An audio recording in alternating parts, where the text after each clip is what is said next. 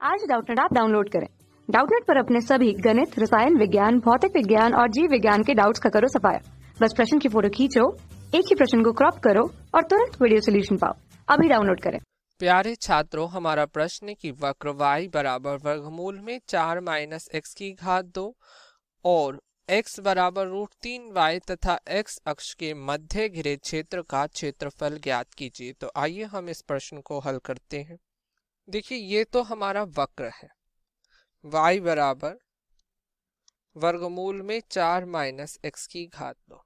ठीक है, देखिए एक बात महत्वपूर्ण है, जब आप इसे हल करेंगे तो ये आपको एक वृत्त की समीकरण आ जाएगी। ठीक है, अब आप कहेंगे ये तो एक संपूर्ण वृत्त है, परंतु आप ध्यान रखें y बराबर प्लस के वर्गमूल में 4 माइनस एक्स स्क्वायर है, एक्स स्क्वायर होता है, तो ये अर्धवृत्त की समीकरण को दर्शाता है जो x अक्ष के ऊपर होती है। ठीक है, और यदि y बराबर माइनस के वर्गमूल में 4 माइनस एक्स की घात 2 होती तो ये अर्धवृत्त को दिखाता जो x अक्ष के नीचे की तरफ होता। ठीक है, इस बात को आप ध्यान रखें।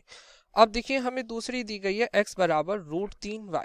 तो सबसे पहले हम इस रेखा और वक्र के प्रतिच्छेद बिंदु ज्ञात कर लेते। तो वक्र y बराबर वर्गमूल में 4 माइनस एक्स की घात में x बराबर √3y रखने पर, ठीक है, तो जब आप √3y रखेंगे तो आपको यहाँ से क्या प्राप्त होगा, y बराबर वर्गमूल में 4 माइनस √3y की घात 2। ठीक है, दोनों पक्षों का वर्ग करने पर। ठीक है, वर्ग करने पर हमें क्या प्राप्त हो, तो देखिए वर्ग करने पर हमें प्राप्त होएगा y की घात 2 4 माइनस √3y को आप क्या लिख सकते हैं, 3y की घात 2। ठीक है, तो ये दूसरी तरफ जाके प्लस के हो जाएंगे, 4y स्क्वायर बराबर 4 या y स्क्वायर बराबर आ जाएगा 1, या यहाँ से आ जाएगा y बराबर प्लस माइनस के 1। ठीक है, अब देखिए y बराबर हम प्लस के 1 ही लेंगे क्योंकि वक्र x अक्ष के ऊपर है और x अक्ष के ऊपर y हमारा कैसा होता है, धनात्मक। तो ये हमारे कैसे हैं, प्लस के y, ये माइनस y, ये प्लस के x, ये माइनस के x। ठीक है, तो देखिए y बराबर 1 पे x बराबर क्या आ जाएगा, y बराबर 1 पर x बराबर आ जाएगा √3। ठीक है, तो हमारा प्रतिच्छेद बिंदु क्या आ गया, √3, 1। ठीक है, अब देखिए अगर हम इस रेखा की बात करें x बराबर √3y की, तो अगर x बराबर 0 पर x बराबर देखिए 0 है तो y बराबर क्या हो जाएगा, तो 0। तो ये रेखा मूल बिंदु से होकर गुजर रही है 0,0 से, और वक्र को बिंदु P पे माना कि ये बिंदु P पर प्रतिच्छेद करती है, तो और इसके निर्देशांक क्या आ गए, √3, 1। ठीक है, यही हमारा यहाँ से आए हैं। देखिए P बराबर आ गया यहाँ से √3, 1। ठीक है, और ये आ गया 0,0। अब देखिए प्रश्न में वो क्या कर रहा है कि वक्र, रेखा तथा x अक्ष के मध्य घिरे क्षेत्र का क्षेत्रफल। तो वक्र, रेखा और x अक्ष के मध्य घिरा क्षेत्रफल क्या है, देखिए वक्र से ये, रेखा से ये और x अक्ष से ये।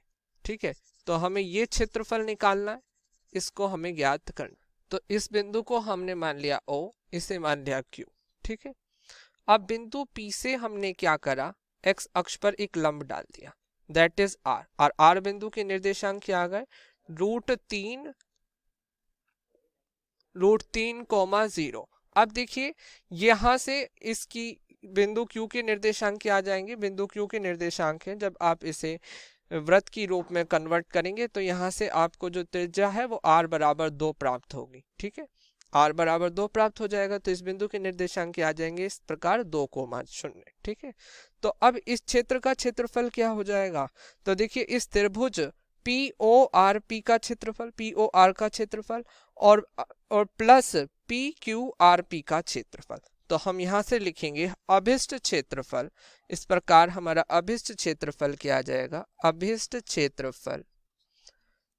क्षेत्रफल बराबर, तो देखिए एक तो PROP का क्षेत्रफल, PROP का क्षेत्रफल, ठीक है, प्लस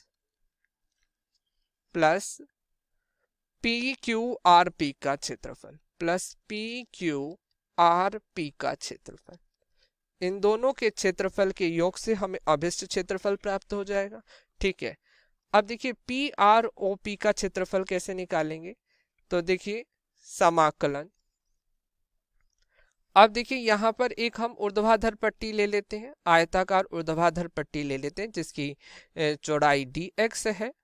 ठीक है, और ये मान लेते हैं ये हमारा है y1। ठीक है, तो इस आयत का अगर हम क्षेत्रफल की बात करें, आयत का क्षेत्रफल क्या होता है, लंबाई गुणा चौड़ाई, तो ये y1 dx आ गई। ठीक है, y1 dx। अब अगर इस ऊर्ध्वाधर पट्टी को हम O से R तक घुमाएं, अर्थात 0 से √3 तक घुमाएं, तो हमें पी आर ओ पी का क्षेत्रफल प्राप्त हो जाएगा।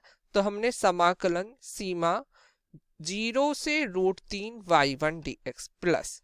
ठीक है, अब पी क्यू आर पी की बात करें तो इसी प्रकार एक ऊर्ध्वाधर पट्टी हमने इधर और ले ली जिसकी लंबाई हमने क्या मान ली, y2। ठीक है, लंबाई हमने y2 मान ली और चौड़ाई dx ले ली।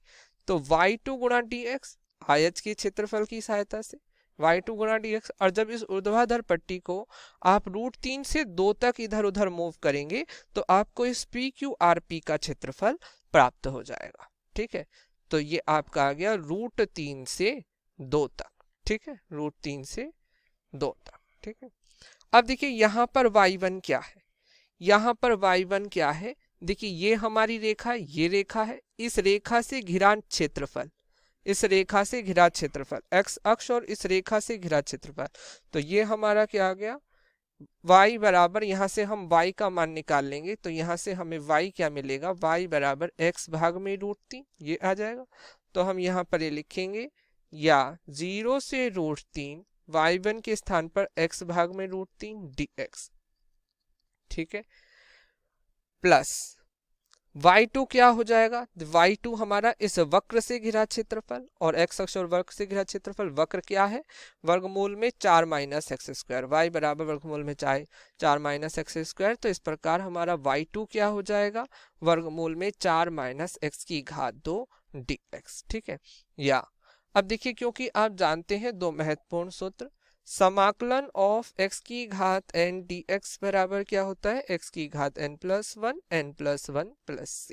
ठीक है, दूसरा सूत्र वर्गमूल में a⁻2 - x⁻2 dx का समाकलन। देखिए ये a² - x² की फॉर्म बनी, तो ये बराबर आ जाएगा 1/2 बाहर, अंदर x, वर्गमूल के अंदर a² - x² plus a² sine inverse x upon में a प्लस c। ठीक है, तो इन दो महत्वपूर्ण सूत्रों का प्रयोग हम यहाँ पर करेंगे। ठीक है, तो इस प्रकार हमारा अभिष्ट क्षेत्रफल क्या निकल आएगा, अभिष्ट क्षेत्रफल आ जाएगा, देखिए 1/√3 अचर है बाहर, x का समाकलन किया जाएगा x⁻2 भाग में 2, और इस पर सीमा आ जाएगी 0 से √3। ठीक है, प्लस अब देखिए अगर हम इसकी बात करें तो ये वर्गमूल में a² - x² की फॉर्म बन रही है, इसका सूत्र हमारे पास है। तो देखिए 1/2 तो बाहर, यहाँ पर आ जाएगा, देखिए x वर्गमूल में 4 - x⁻2 प्लस के 4 साइन इनवर्स x अपॉन में 2। ठीक है, और सीमा कहाँ से कहाँ तक आ गई, देखिए सीमा आ गई √3 से 2। ठीक है, √3 से 2, या इस प्रकार यहाँ पर आ गया 1/√3, देखिए 2 भी बाहर आ जाएगा सीमा से, तो अंदर क्या आ जाएगा, √3 का वर्ग, √3 का वर्ग -0, उच्च सीमा माइनस निम्न सीमा, प्लस 1/2 बाहर, अंदर सबसे पहले हम उच्च सीमा भरेंगे, तो उच्च सीमा क्या है 2, तो इस प्रकार आ जाएगा 2 वर्गमूल के अंदर 4, 2 का वर्ग 4। ठीक है, प्लस 4 साइन इनवर्स 2/2। ठीक है, अब माइनस,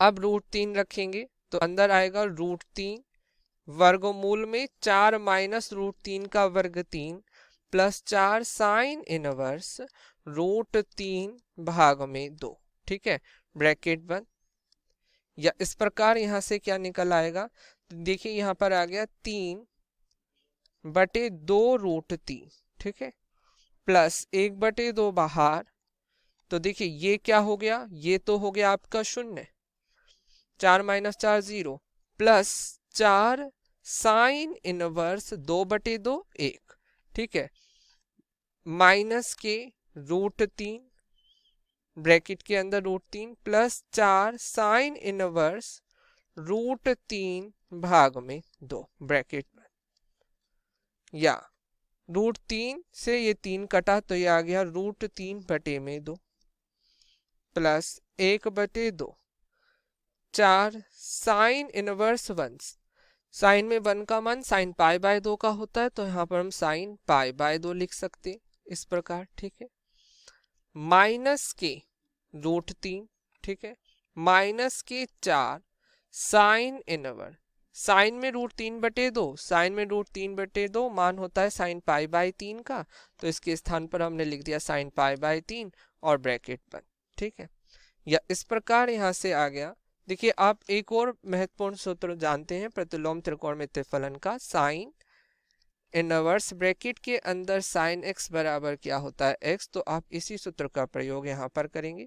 तो देखिए इस प्रकार क्या आ जाएगा, √3/2, 1/2 के अंदर गुणा तो ये आ जाएगा 4/2 2, और साइन इनवर्स साइन x 2 गुणा π/2 माइनस के √3/2 माइनस के 4/2 2 साइन इनवर्स साइन π/3 π/3, ठीक है, तो प्लस के √3/2 से माइनस के √3/2 कट गए, ठीक है, या इस प्रकार क्या आ जाएगा यहाँ से, देखिए 2 हमने बाहर कॉमन ले लिया, 2 पाई, अंदर क्या बचा 1/2 माइनस के 1/3, ठीक है, या इस प्रकार क्या आ गया 2 पाई 3 - 2 भाग में 6, या 2 पाई भाग में 6, या π/3 वर्ग इकाई, और यही आपके इस प्रश्न का उत्तर है। धन्यवाद। कक्षा 6वीं से 12वीं से लेकर नीट, IIT, JEE वो एडवांस के लेवल तक 1 करोड़ से ज्यादा छात्रों का भरोसा। आज ही डाउनलोड करें डाउटनेट ऐप या व्हाट्सएप करें अपने सारे डाउट्स 8400 400 400 पर।